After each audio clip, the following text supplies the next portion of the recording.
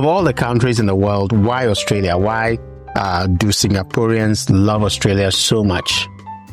Well, I think for starters, it's in terms of distance from Singapore, it is neither too close nor too far away.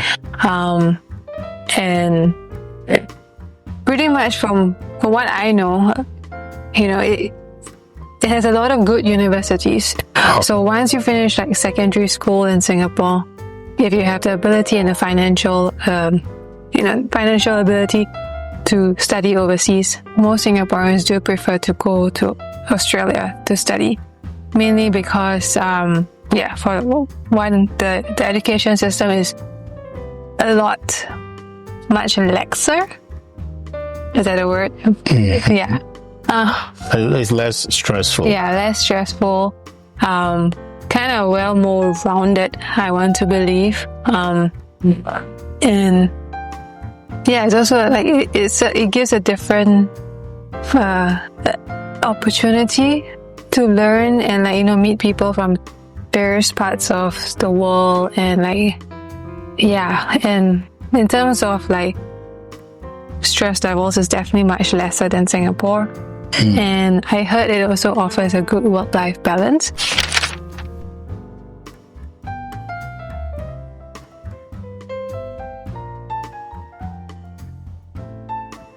Australia and actually Canada were my top two places that I wanted to move to after graduating from secondary school to pursue my further studies.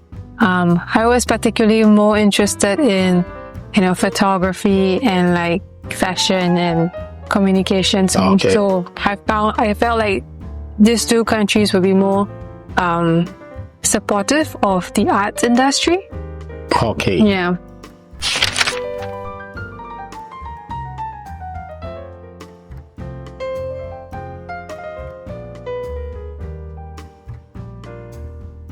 Yeah, I think it's a mixture of everything that you just mentioned. As we talk about the stress levels are probably considerably lower. It is also a bigger country, so you get a bit more greenery. You might have more opportunities to travel in to different states and see different people, different types of wildlife, if that's your thing. And also it has 4 seasons, if I'm not wrong. Okay. Yeah. So you kind of if you're bored of just the constant humidity that you get in Singapore with the rain, Australia has your summer, winter, and autumn, and what's the other one? Autumn, summer, winter, and then spring. Yeah. Yeah. Okay.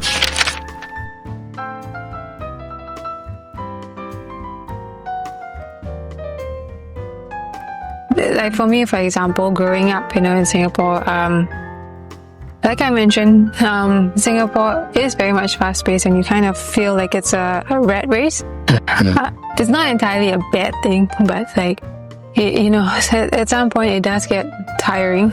Okay. And if you have the opportunity to go elsewhere and spread your wings a little bit, I honestly think that that's what most Singaporeans would prefer to do, and see what else is on the other side.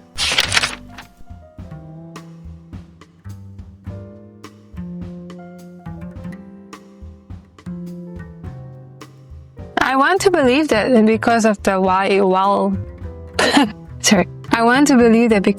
wide space of land available, so housing would be relatively cheaper and probably bigger than the ones that we have in Singapore.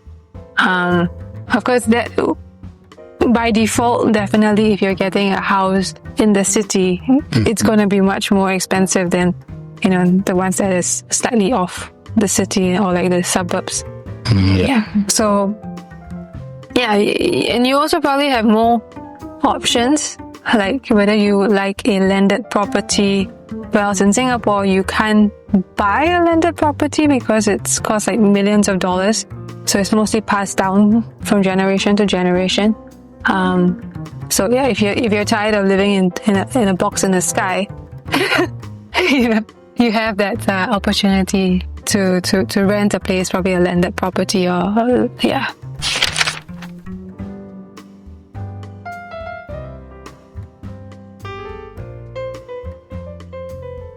Yes, very much. You think so? Yes. Yeah, because I mean, with the growing population of Singapore, it kind of it's getting a little bit crowded, and also with the fact that there's a lot more expats coming in. Okay. A lot more foreigners. Again, not entirely a bad thing, but in terms of space, it is becoming a little bit crowded, I would say, for a tiny island. Okay, what's the current population of, I think like 6 million or something? I think so. I heard last you guys had hit 6 million. Yeah. Wow.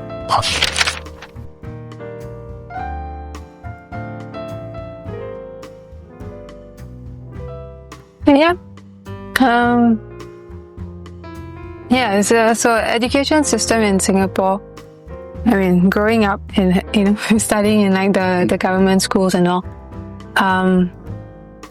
it was very much academic driven.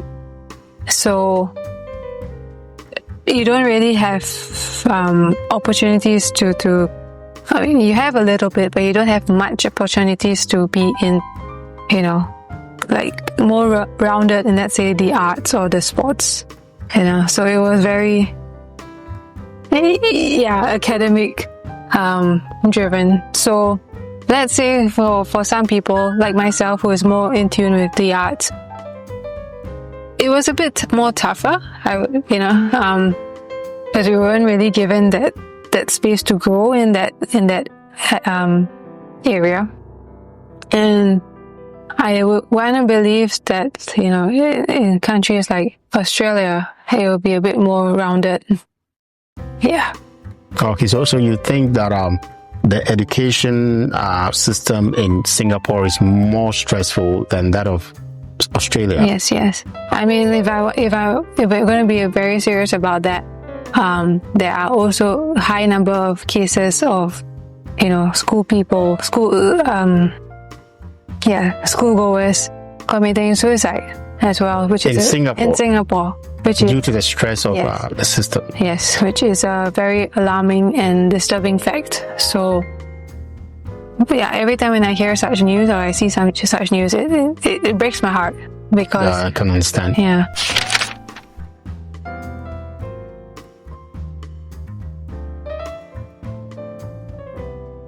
For sure. When I went to Melbourne, Australia for the 2 times, I honestly found it kind of like a culture shock when I noticed it was like, 4 p.m. or 5 p.m. everyone was, checked out of work. They were all going home. Of course, I'm sure there will be like the minority who do overtime, but even like the shopping malls who are closed early.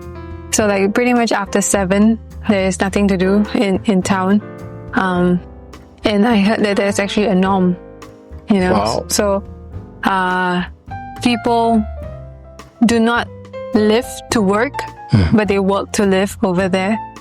So they take... that's an interesting saying. Yeah, so they take... of course they work, but like, they don't...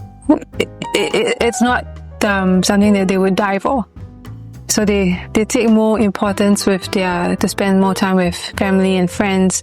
So like their weekends are usually spent, at home, barbecuing, or kind of just doing things with the kids or the family, and they're not too much about working, like and advancing their careers and all that. Yeah. Okay, all right.